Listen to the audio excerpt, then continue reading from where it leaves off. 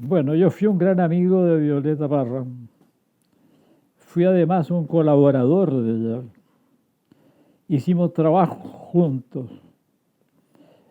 Ella necesitaba una persona que fuera musicólogo y que le pudiera pasar a escritura musical el repertorio tanto de sus composiciones como de todo lo recopilado del folclore chileno a través de las diferentes regiones. Y así se estableció este trabajo conjunto de ambos. Yo me salí muy beneficiado de esto, porque conocí el repertorio completo del folclore criollo, porque ella recorrió prácticamente todas las zonas. Pero lo que yo no sabía era que Violeta también era una artista visual y hacía cuadros al óleo, hacía dibujos y hacía tapicería. Ella lo llamaba las arpilleras. Y sin tener ninguna formación académica al respecto, ella se tomó la libertad de ser una pintora y una creadora de estas arpilleras que nosotros podríamos llamar tapicería. Y ese trabajo no lo seguí yo porque lo empezó cuando ya habíamos terminado nuestra colaboración y lo desarrolló mucho en Europa. Ella supe, pero yo no lo vi, presentó parte de sus pinturas y arpilleras para las exposiciones anuales que se hacían en el Parque Forestal. Y el que dirigía esa enorme exposición de artistas chilenos rechazó las obras de Violeta. Era un señor de apellido Gassman. Bueno, saltemos muchos años. Violeta en Europa, en Francia, en París más precisamente, llega a mostrar su trabajo al director del Museo de Artes Decorativas del Louvre, nada menos, y obtiene autorización para exponer en el Museo de Artes Decorativas del Louvre. Esto fue tan impresionante para un artista chileno lograr de esa manera, con una carrera relativamente breve como artista visual, lograr entrar en ese lugar donde normalmente, yo diría, ahí terminan los artistas, ¿no es cierto? Y tal es así que, como crítica a su exposición, en el diario Le Figaro había un título que decía: Leonardo da Vinci terminó en el Louvre, Violeta Parra comenzó en el Louvre. Y eso se supo en el mundo entero. Ahora las vueltas del destino, ¿no? El señor Gassman, que ya había rechazado sus pinturas y sus arpilleras para la exposición del arte, para la exposición de artistas chilenos en el Parque Forestal, estaba en París cuando se abrió la exposición de Violeta en el Louvre, y tuvo la hidalguía de humillarse ante ella y ir a pedirle perdón por no haber entendido su arte, que los franceses en este momento acogían con entusiasmo. Bien, ese aspecto de Violeta es el que se ha reunido En el museo que teníamos en la avenida Vicuña Maquena de Santiago, ahora por, por el estallido social de octubre del año pasado, supimos que por lo menos el edificio había sufrido un daño muy grande a causa de un incendio que se está investigando si fue intencional o no, y que yo sospecho que fue intencional. Pero afortunadamente se había tomado la providencia de retirar todas las obras de Violeta que se exponían en ese museo. Yo recuerdo el día de la inauguración del Museo Violeta Parra. Para mí fue tremendamente emocionante porque parte del trabajo que habíamos hecho juntos había sido fotografiado en dimensiones muy grandes.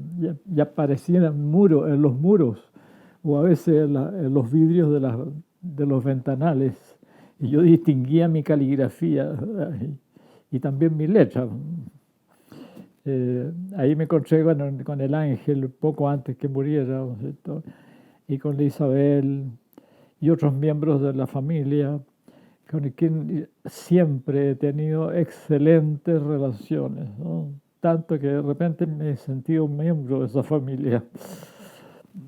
Y por haber sido testigo y colaborador del trabajo que esa familia ha hecho, porque es una familia genial, ¿no? Bien, eh, me alegré mucho de que el pueblo de Chile al fin pudiera tener un lugar en que pudieran apreciar el genio de la maestra Violeta en el dominio de las artes visuales.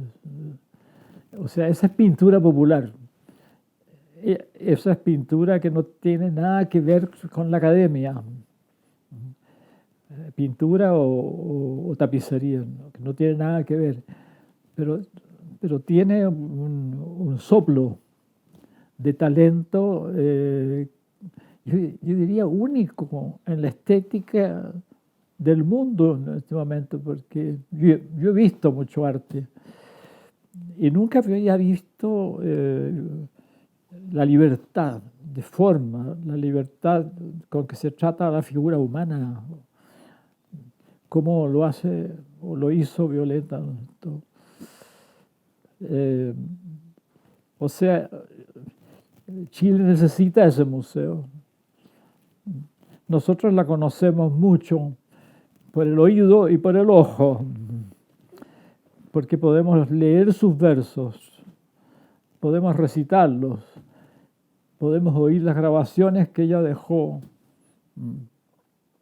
pero sus obras de arte visual eh, habría necesidad también de verlas en un lugar preciso y que todo Chile supieran que esas obras están ahí. Porque además ese museo se va a ir enriqueciendo con aportes. Yo sé que en Francia hay mucha obra de Violeta. Violeta me presentó en aquellos tiempos a muchas amistades francesas de ella. Incluso fui invitado a cenar a casa de miembros del Partido Comunista francés de esa época y en los muros había cuadros de ella. Ella había hecho muchos regalos. Ojalá que ese arte que está en Francia venga algún día para acá. Y creo que también puede haber, eso no lo puedo comprobar, colecciones particulares.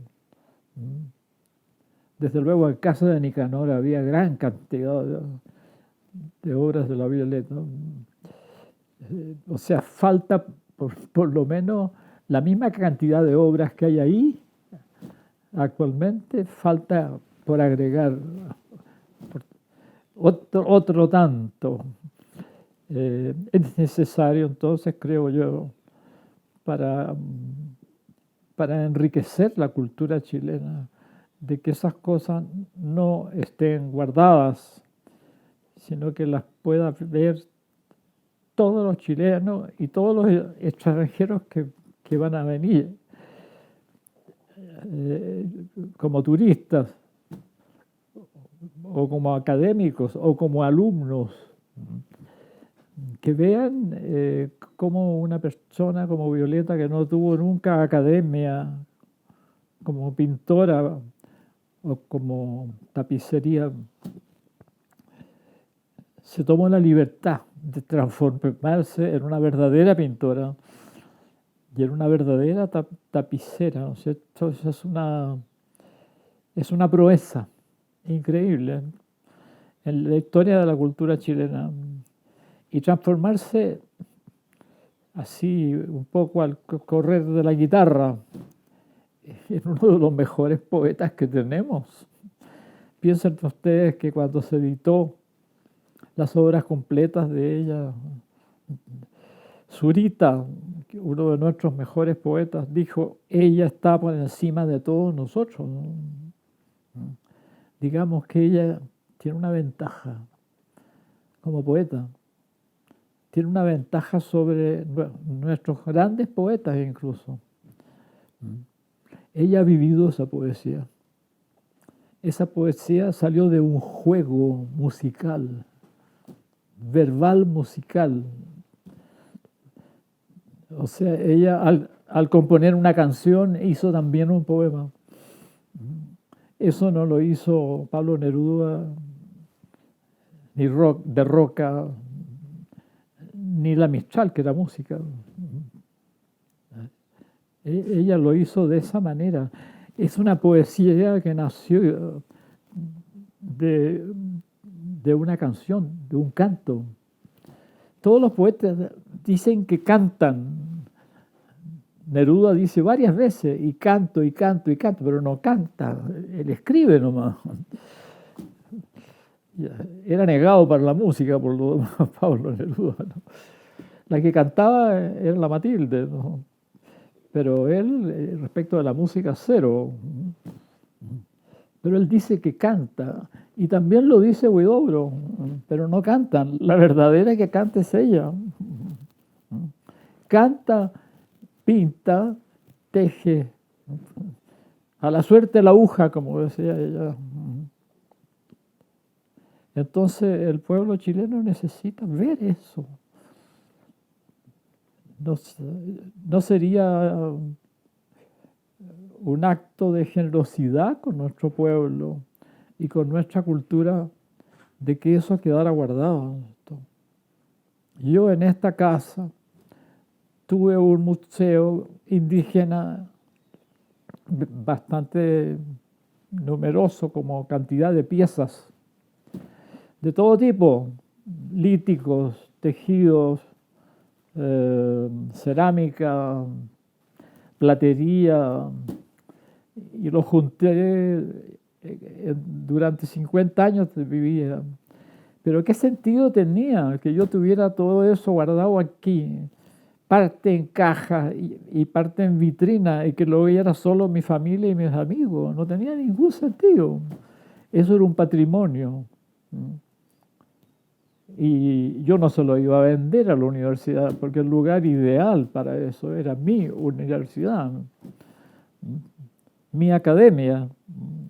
Y se lo doné a la universidad. Y estoy mucho más feliz que esté allá y que las veces que voy haya tanta gente mirándolo, alumnos, profesores, administrativos, visitantes, colegios de niños que lo vayan a mirar y que haya una persona que está ahí de guía, ¿no? Bueno, lo mismo diría yo del Museo Violeta Parra. Necesitamos esa pieza maestra de nuestra cultura.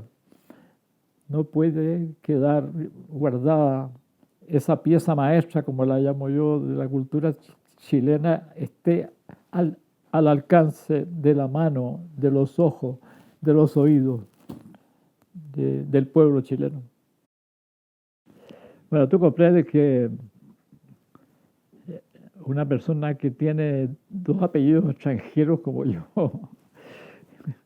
el primero francés y el segundo alemán, y que vivía de una manera burguesa. Yo no puedo decir que soy un hombre inculto, pero que me interesaba por sobre todo la cultura europea. Y de repente llega a mi vida este personaje, ¿no? Con esa tremenda personalidad que me apabulló y que en el fondo representaba toda la cultura popular chilena, porque ella no solo se interesaba en las canciones, se interesaba en los refranes, en las anécdotas, en las leyendas, en los juegos, en las fiestas. Se interesaba en todo eso. Ella me explicó cómo era el velorio del angelito, el velorio de los viejos.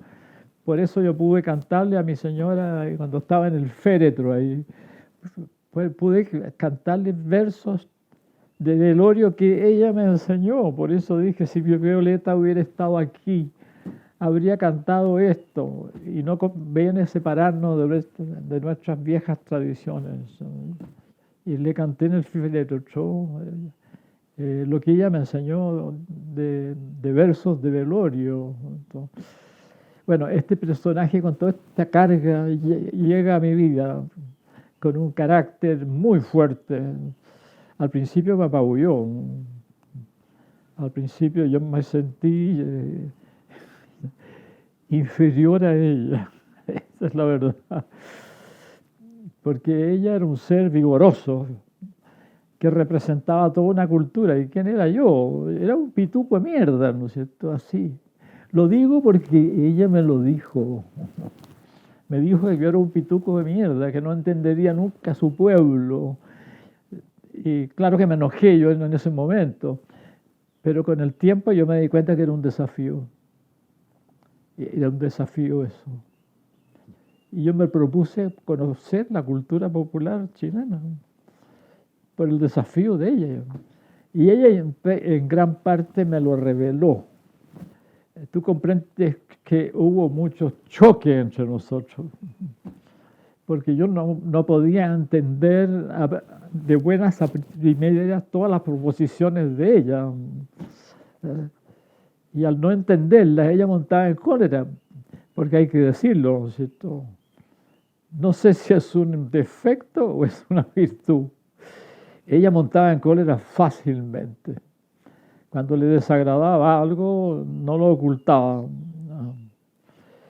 Y eso ocurrió entre nosotros, pero además era un ser de una generosidad, de un encanto personal muy grande. Y eso lo compensaba todo. Pero la pregunta tuya incluye también conversaciones que van más allá de la cultura.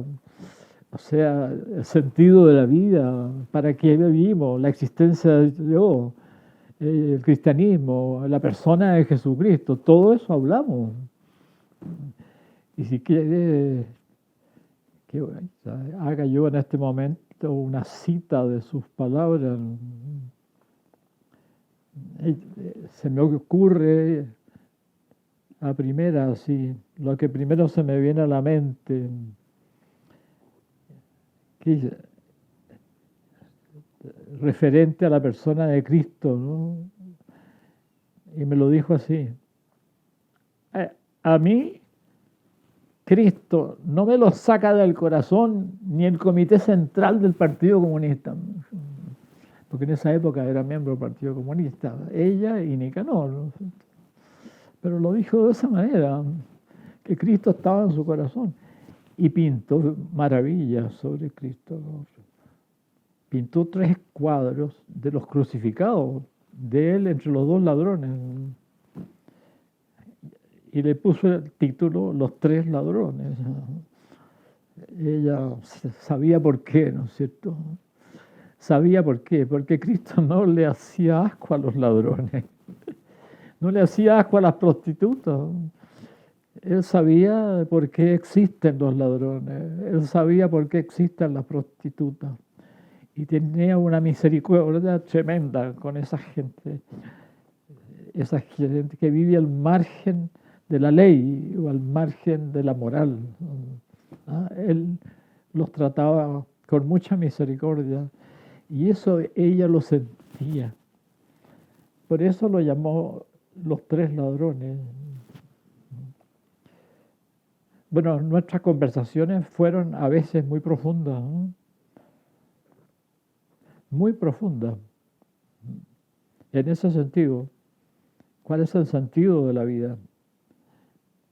Ella creía en Dios. No pesaba sobre ella el materialismo histórico marxista. No pesaba sobre ella eso. Ella tenía una versión folclórica popular chilena para todos los temas, como la tienen los refranes nuestros. Los refranes nuestros se meten con todo, se meten con el sentido del mundo, se meten con lo que los chinos llaman Tao, se meten con la causa primera, se meten con Dios, la moral, todo, pero a su manera popular, ¿no? Pero ella trataba todos los temas trascendentales también desde su dimensión de pensamiento popular. Y yo me acostumbré a ese lenguaje. La primera noticia que tuve de ella no dista mucho de mi encuentro con ella, dista un año más o menos. Un año antes alguien me hizo oír un disco de ella. Y ahí me llamó mucho la atención porque ese disco incluía El casamiento de negros e incluía un verso por el fin del mundo, cosa muy extraña, del género canto a lo poeta. Y yo jamás me imaginé que en el folclore chileno existía un género de canto a lo poeta que solo está reservado para los hombres y que se acompaña con un archilaúd heredado de España, que aquí lo llaman guitarrón, ¿no? O sea, eso viene del siglo XVI, con melodías bastante arcaicas. Y la originalidad del casamiento del negro me dejó muy sorprendido. Pero yo no la busqué. Dije, ojalá que algún día me tope con ella. Dije, pero no sabía cómo. Ella apareció en mi oficina. Apareció en una actitud bastante invasiva. Llegó con su hermana Hilda, porque ambas formaban un dúo. Cantaban en las quintas de recreo que existían todavía en esos tiempos, ¿no? Y cantaban canciones españolas, no cantaban bueno, cuando llegó a ver, ya cantaban folclore chileno, pero este dúo empezó cantando canciones españolas. El giro de Violeta hacia el folclore chileno se lo debe a Nicanor. Nicanor había empezado ya a estudiar seriamente la poesía popular para tomar los giros e incluirlo en su propia poesía. O sea, a él se debe de que Violeta haya dejado este repertorio hispánico y empezara con el repertorio folclórico chileno. Ella apareció en mi oficina a decirme que ella sabía que yo era musicólogo y que necesitaba que alguien le escribiera las entonaciones de todas las canciones que ella había recopilado, porque si bien las letras las tenía anotadas, las melodías que tenía en la memoria eran tantas que ella temía que empezaran a olvidársele. Y ahí empezó nuestra amistad en nuestro trabajo. No, ella nunca aprendió música, no estudió música así académicamente, no fue a ningún conservatorio. No, ella había hecho un ensayo de inventar una escritura de ella para la música, para conservar la memoria. Pero jamás estudió música ella. O sea, ella es un fenómeno espontáneo. Bueno, yo te voy a decir que ningún cantor popular chileno ha ido nunca a ningún conservatorio, ni ha tenido maestro de canto, ninguno. Todos los cantores de Melipilla, los cantores a lo divino y a lo humano de Puente Alto o de Salamanca, eh, son todos fenómenos espontáneos de la cultura popular. Para mí fue terrible. Mi madre me escribió una carta, porque yo era agregado cultural en la Embajada de Chile en París. Ahora no había cómo saberla porque no llegó ningún telegrama a la embajada. No era un tema político. Mi madre me escribió una carta, me dijo, tu gran amiga Violeta se suicidó, me dijo. Para mí fue muy impactante porque yo había estado muy poco tiempo antes con ella, porque ella estaba en Suiza. Y cuando supo que sus hijos habían fundado la Peña aquí en Santiago, entonces, bueno, ella estaba emparejada con el Gilberto Fabre, ¿no es cierto? Ella dejó a Gilberto en Suiza, porque Gilberto era suizo, y voló a Chile inmediatamente a saber qué estaban haciendo sus hijos, cómo era la peña. Entonces cuando supo que yo era agregado cultural en la embajada, se quiso poner en contacto conmigo. Nos vimos una vez, yo creo que nos vimos 3 veces. Una primera vez en que ella, cuando yo recién empecé a ocupar el cargo, vino a París por 5 días con el Gilberto. Después vino otra vez, no sé para qué, ahora no recuerdo para qué, y vino una tercera vez porque me advirtió que el avión que la traía a Chile iba a hacer escala en París, y una escala muy larga, de muchas horas, y que fuera yo al aeropuerto a encontrarme con ella. En la carta me decía, voy para saber qué están haciendo los cabros, me decía. Tenía una curiosidad muy grande de saber cómo era la peña, porque el Ángel estaba emparejado con Marta Orrego en esa época, y de alguna manera Marta Orrego era como la anfitriona. Y aquí no puede haber dos anfitrionas, ¿no es cierto?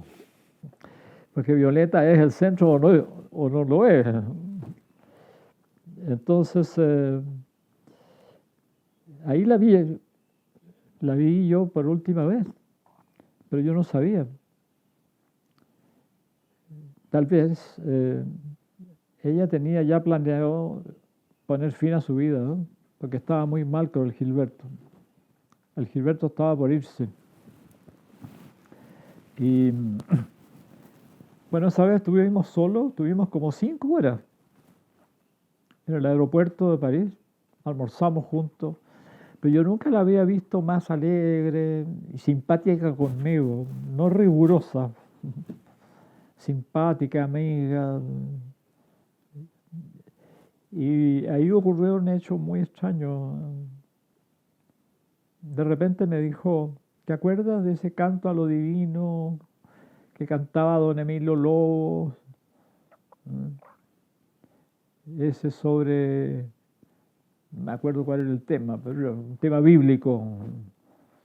Los diferentes libros de la Biblia. Claro que me acuerdo, pues le dije.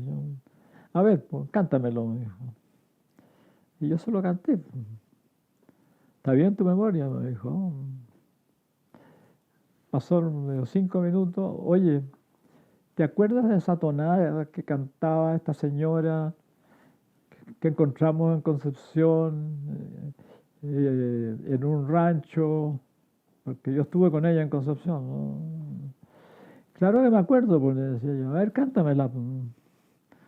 Y yo se la cantaba, yo tenía memoria de elefante para esas cosas. Está bien, me decía. Bueno, me tuvo pasando un examen que duró más de una hora. Entonces, ¿qué quería en el fondo? Quería saber si yo era un discípulo de ella, eso es lo que quería saber. Y ahí quedó convencido que yo era un buen discípulo de ella. Sí, y además, eh, yo creo que hay algo afectivo ahí, en el sentido de que si te acuerdas de todo lo que yo te canté, es porque de alguna manera tú tienes, como decir,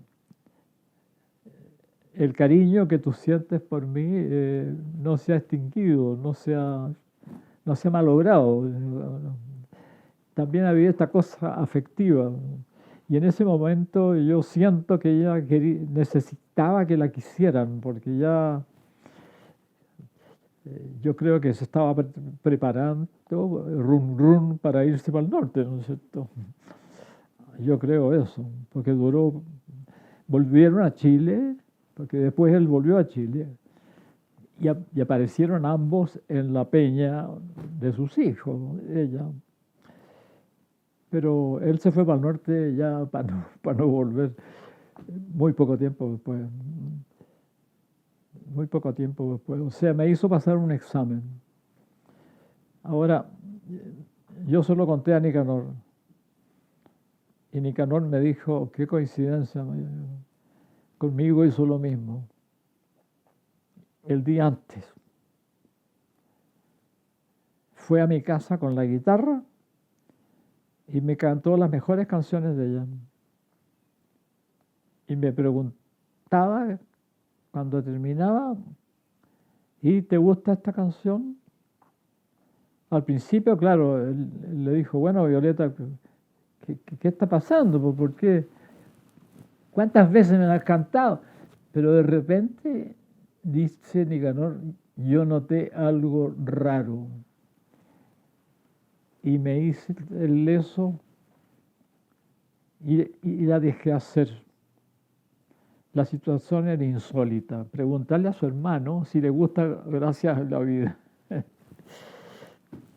Preguntarle eso. Obvio que tiene que gustarle. Bueno, ese era el signo de que ella quería poner fin a su vida. Ahora yo estoy sospechando que lo que hizo conmigo también iba por allá. Ahí sucedió un hecho que Jung llamaría sincronístico por anticipación, ¿no es cierto? ¿Por qué? Porque gran parte de lo que yo aprendí con ella,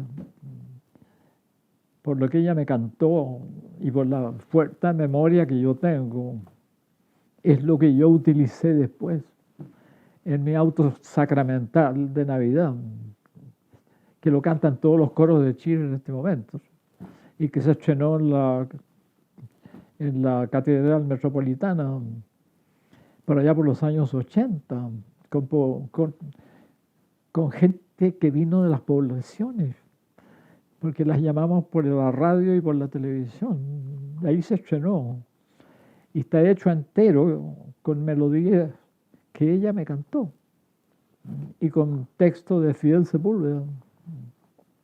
Es un auto sacramental de Navidad, donde el niño Jesús nace en Chile, en San José de Copquecura, y la Virgen y José son campesinos chilenos, y los magos y los pastores son un pescador, un albañil, un joven universitario. Eso, yo creo que ella habría estado feliz de saber que yo hice eso. Y después una suite para cuerda, para el canal 13, para unos programas de Pablo Neruda, El hombre y su obra. Me pidieron que yo hiciera la música y yo utilicé todas las melodías de Violeta, pero para instrumentos de cuerda. Entonces son dos obras, Chile en cuatro cuerdas, así se llama, y el otro el auto sacramental de Navidad. Y lo tocan todos los cuartetos de Chile y lo cantan todos los coros de Chile, digamos unos 3 o 4 días antes de Navidad. Ella habría estado feliz de saber que yo fui discípulo de ella hasta ese punto.